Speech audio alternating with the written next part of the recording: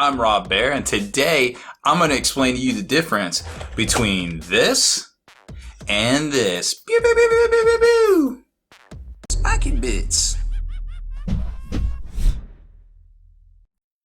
Make sure you stay in the trenches by becoming a supporter over on Patreon and also scoring yourself some free miniature swag in the process. Subscribe to this YouTube channel. Check out our site, spikybits.com, for all the hot hobby tutorials, news, rumors on all your favorite hobby topics. And head on over to thelongwar.net. That's the home of the battle reports for exclusive content, early access videos, and more. Become a veteran of the Long War today.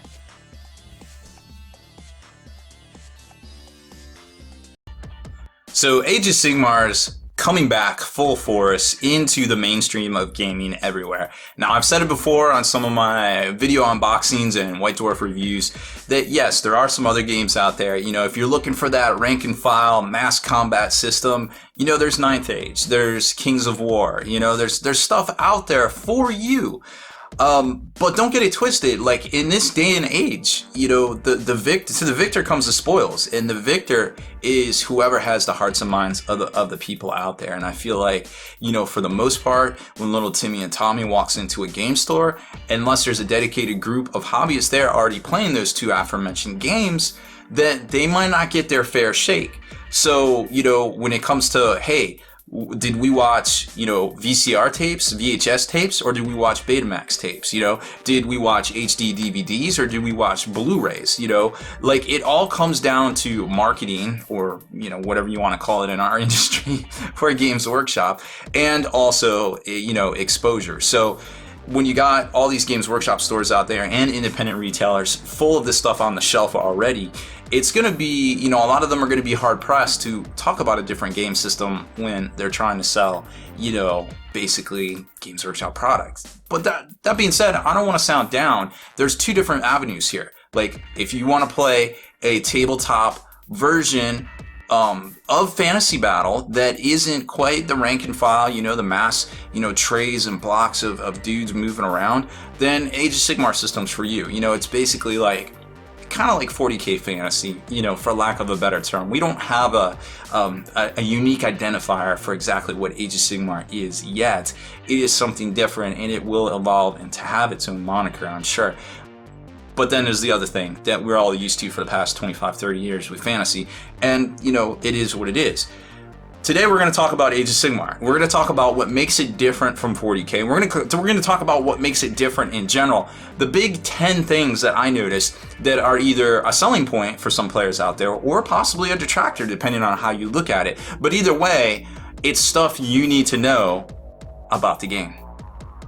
Alright, hobby maniacs, this is the game that's sweeping the world by storm this summer. Not Pokemon Go, nope, this is Warhammer Age of Sigmar, the new and improved Age of Sigmar. Now, if you haven't watched our things you need to know, or, you know, basically our hobby boot camp on actually playing Age of Sigmar, check that out. But a quick recap on some stuff that you just need to know right ahead of time before we get into the important differences between the two games is basically, if you pick up the starter, it comes with this manual here, which has, of course, the rules in it, separate, the war scrolls for the models in it, as well as some battle tomes and things. You get a tape, you get the little whippy sticks, and you also get this swanky, hard, basically cardstock rules printout. It's only 4 pages, but don't let that fool you. There are some deep tactics to be had in Age of Sigmar. So that's your base game right there, basically, okay? So then you get into things that probably are more familiar to a lot of players out there, like you have these things called battle tomes. And what a battle tome is, it's basically like an army book for fantasy or a codex for 40k that has specialized rules along with and battle plans, which they call missions in here, basically. But more importantly, it has all the war scrolls for that particular faction, thus being Stormcast Eternals, right? Then in the back, it goes into War Scroll Battalions, which are basically like your formations, which you might be familiar with from Warhammer 40k. So that's the special thing in here, and they always have a copy of the rules themselves in the back. Now, as we progress forward into a more competitive world of Age of Sigmar, you have stuff like the Sylvaneth Battle Tome, which has additional rules in here. You have war gear, basically, arcane items. You have new magic lores in here. So it's starting to become more like the fantasy army books of yesteryear with this particular battle tome, not necessarily the ones that came previous to it. So it's going to be an interesting precedent they set, whether they're going to update these already or what's going on here. But obviously on power level, the Sylvaneth is very good. Well, it's just not, look, it's not broken. There isn't really any brokenness to any of this, but it's very good as far as that goes. Now, Codex talk aside, then you have something called a Grand Alliance book, which contains even more war scrolls, because the Grand Alliance is, you know, dwarves, you've got the dark elves in here, you've got the elves, which are the high elves, you know, you got the, like I said, the dwarves, the Duradin, you also have all the Empire stuff from back in the day, the free peoples now, and then of course all the old wood elves, so to speak, the legacy wood elf stuff, and the Seraphon, the lizard men, are in here as well. So these are a great value. These are a little bit more pricier, but this is a better value. This gives you all the war scrolls that you need. Some battalions, but the more specialized battalions are in the battle tomes here. Now you can buy all of this stuff on the Age of Sigmar app as well. If you don't feel like forking out the cash to buy a specific battle tome, you can buy it on the Age of Sigmar app. Now, another thing that you need to be aware of, okay? Now remember, this is a lot of books that came out in the past year, but bringing it all together is a General's Handbook, which is either out by this point or shortly will be out after this video releases. It's $25, and it gives you all the points values for all of the war scrolls in here, in addition to some really great allegiance abilities in here. So say you have an order army, boom, then you get all of these great abilities, and you can take these artifacts for any order army and these command traits, which are basically like your warlord trait. You can either roll for it or you can just pick it. Now, it gets more specialized starting with this book, where it gives you special abilities and command traits and artifacts for Sylvaneth, okay? But remember, it's order Sylvaneth, but if you're all Sylvaneth, you get this stuff in here. If you're all order, then you can get this. So some of the battalions in there are order. There is an order of operations. It isn't like the convoluted mess that is Warhammer 40k, the Allies Matrix right now. So just trust me on this one. These are just things that you need to know. Now, besides the app, which is great, and you should download it, there's a lot of free war scrolls on there. You can get the war scrolls from Games Workshop site, scroll to the very bottom of the GW main site, and you can download them all in PDF form. Along with some of the very first battalions that came out. But remember, the more specialized stuff, they are going to charge you for, or you do have to buy the books for. Now, we're here.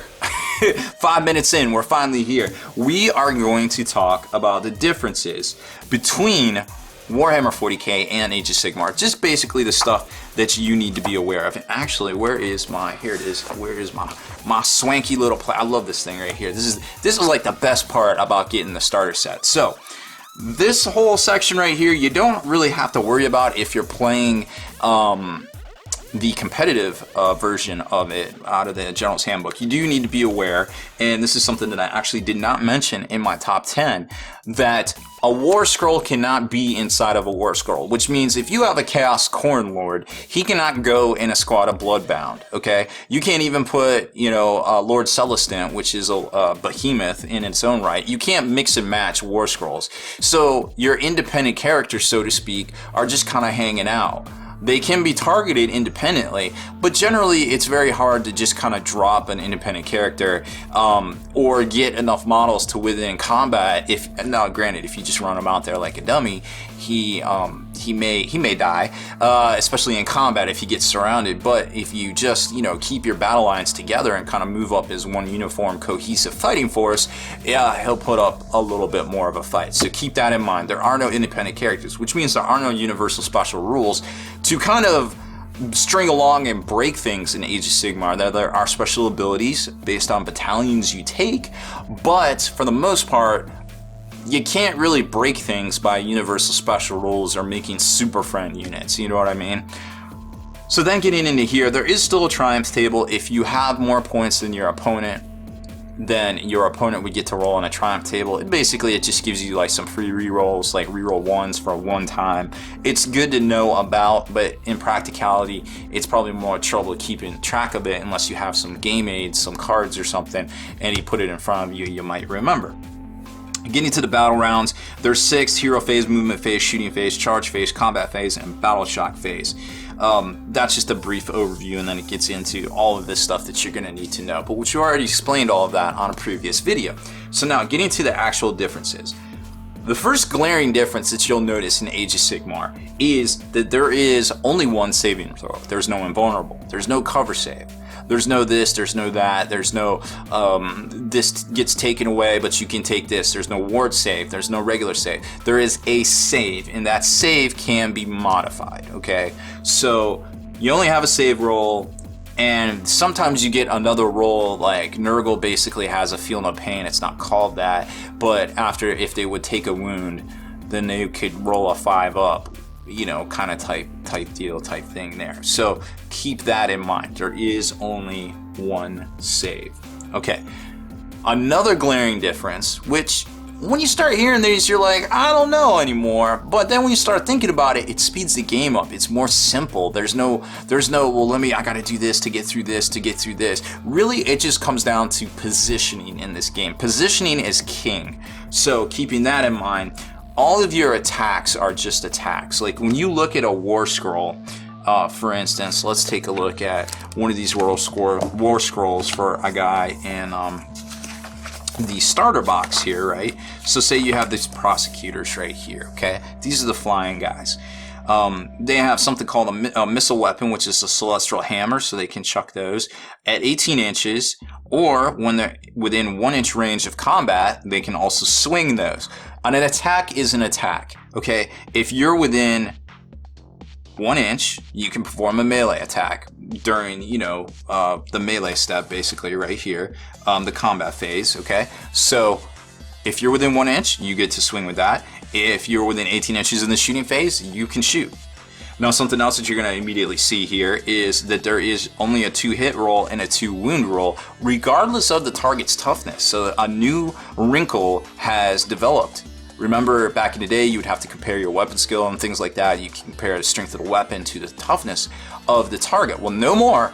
It's 1 to hit roll, 1 to wound roll. Now, these can be modified by other abilities, negs and pluses and things like that, depending on yada yada, whatever. But that is a super important difference here, okay? Now, every attack you make is subject to having to have line of sight and range. It doesn't matter whether it's combat or whether it is shooting, okay? So if you can see one model behind a window in a building, you can shoot him.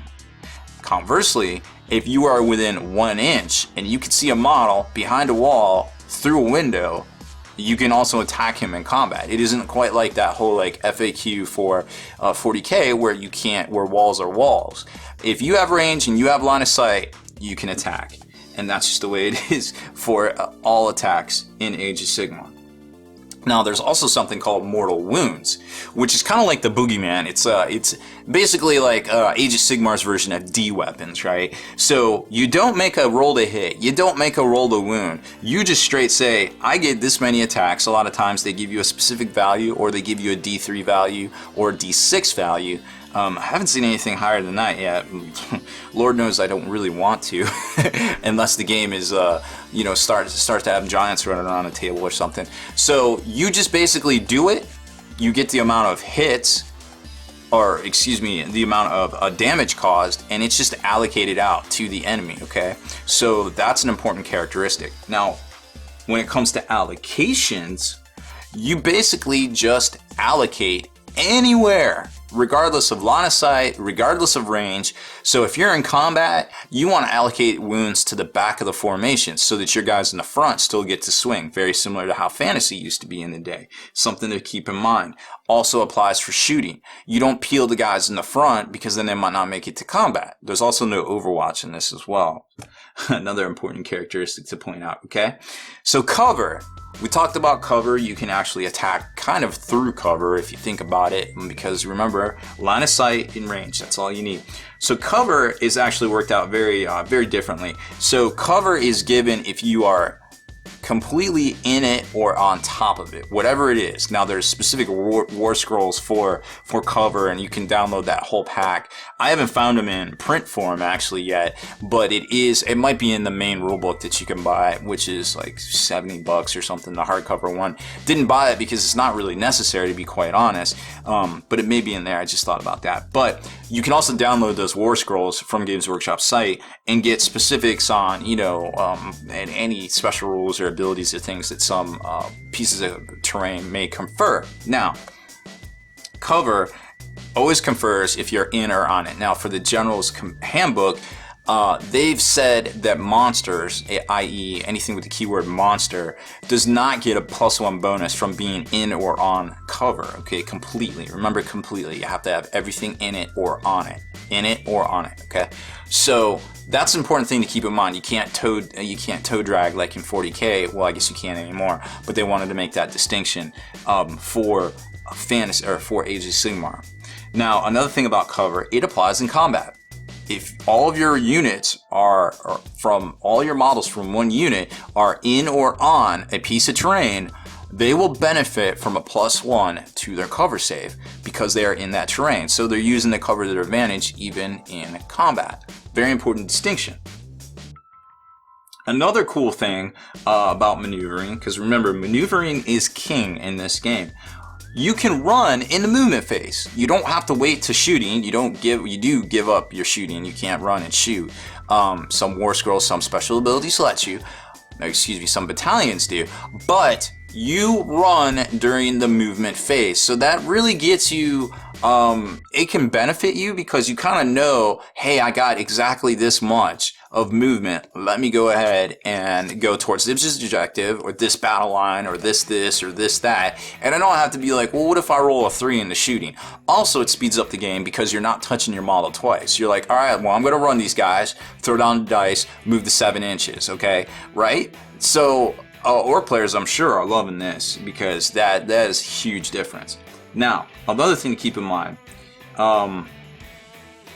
rounds. So in 40K, and I think in fantasy, there was always like the game turn and the player turn. Well, there's no more of that ambiguity.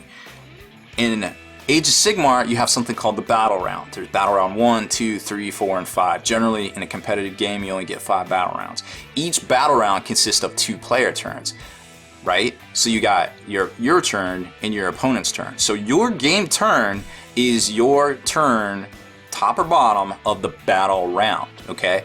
Conversely, you might get 2 turns in a row because say you're the bottom of battle round 1, well, at the top of battle round 2, both players roll off initiative to see who gets to the first player turn or their first turn in the battle round 2.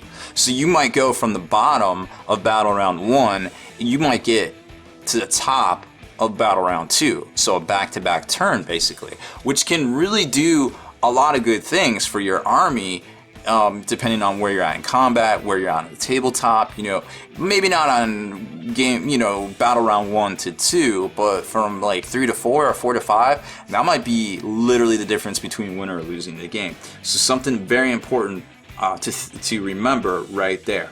Now in combat, when we talked briefly about allocating and cover saves and how things work, combat's really interesting because in the combat phase, you just basically, or in the charge phase, which is separate from the combat phase. So first off, you roll 2d6 for your model or your unit to see how far they can charge. Now, they don't have to declare a target. They just roll the dice and then you can look at it and you can be like, all right, I'm gonna go that way.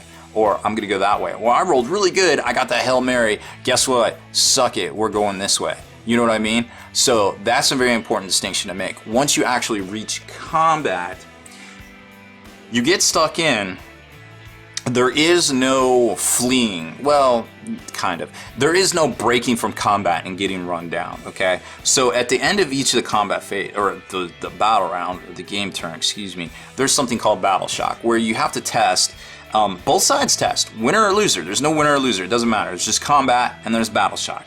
So both sides roll a d6 and add the number of slain models to that d6 roll, and then subtract it from their bravery. If they're over that number of points that they're over, they lose that many models from their units as they have fled the battle. So technically there's fleeing, but basically you're just picking up and removing whole models. Okay, so keep that in mind right there. Now, you're probably like, well, wait a minute. So how do you get out of combat? Well, during the movement phase, if you can get all of your models in a particular unit more than 3 inches away from the enemy, you may retreat. So that's a very important distinction than even fantasy or 40k. So you can maybe break off some guys, run some new guys up, get stuck in, protect them, turn them around, because after you break, right, or excuse me, after you perform a retreat, which is during the movement phase, let's see, running, charge, enemy models moving, you cannot shoot or launch another assault, or basically charge after you do that. Now there's some special rules and some battalion abilities that allow you to do that, but all in all, you don't get to do that. So you try to get away as far as you can. You have to be more than 3 inches away, and then you kind of sit there and collect your thoughts and then come back next turn hopefully. So that's a really important distinction to make, okay? Now, another thing about combat, remember I said positioning is key, and that's no different in combat. You can always perform your attacks. We talked about that. You can always perform your missile weapon attacks. You can always perform your melee weapon attacks. The only caveat is you can only shoot in the shooting phase. You can only melee in the combat phase, which means that during the shooting phase, even if you're within a half an inch, a 3 inch, whatever, of the enemy, as long as you didn't retreat or run, you can shoot. So you can shoot into the enemy that you're literally right in front of. You can shoot behind them at another squad. There's no providing cover for that unit or anything like that. You just basically shoot and resolve your attacks per the norm. The same with attacking. Like, once you get up in the grill, and to perform an attack, you only have to be a half an inch away. Or excuse me, once you charge, you only have to be a half an inch away. But if you have the reach of 1 inch with your weapon, you can swing on anybody within an inch. It doesn't matter whether you charge that unit or whatever. Like, you're just swinging your hammers. Whether they happen to sit there, they sit there. However, if you make an attack against an enemy like that, then they get to activate that particular unit and come in, to perform a pile-in and attack you as well. So it's a double-edged sword right there, whether you want to do it, but be aware you can, and it might happen either way. So that's another important distinction to make. Now, the very last thing that I'm going to talk about in 20 minutes, 25 minutes later, here we are, right? Bases in the Age of Sigmar are only there to hold up your models. Now, they make an important distinction in the General's Handbook that, you might want to home rule that. Me personally, I don't want a bunch of models on top of my bases, because you can always get within a half an inch of a model. You can get in base-to-base contact with a model. I don't want stuff piling on top of other stuff. To do pile-ins, you can turn guys sideways and move through spaces. As long as you can fit, it's only the actual model itself, not its base, that matter for anything. But I think a good solid home rule that we can all wrap our heads around, dealing with solids instead of abstracts, is to just say, hey, we're using the bases. Don't stack your bases on other bases, stuff like that. Just get in there and be respectful about it, and don't be stacking things on other people's models. And it just makes the game easier from a visual perspective, I feel like. And they made note of that in the General's Handbook, so it might be something that you want to take to heart and not really harp over. It might be a little less advantageous for ranges and things, for guys that have a range of 1 inch with their weapons, but I think sanity check wise, it may prove to be a bridge too far if you apply that to your games of Age of Sigmar. So that's it, I'm done finally. Those are your big 10 changes between, or 10 differences between Warhammer 40k and the Age of Sigmar. Hopefully you realize that from a cursory view, this feels like a less clunky, very streamlined game that is now, on a competitive level, easier and perhaps more fun to play. Deleted scenes, bonus content, and all the interviews and post-game wrap-up videos can be located in the Hall of Veterans on thelongwar.net. Visit thelongwar.net today and try a week completely free with no strings attached. That's not all. Thelongwar.net is also your hobby resource for exclusive early access with an ad-free experience to all your favorite videos. Members of the Hall of Veterans gain early exclusive access to multiple hobby videos.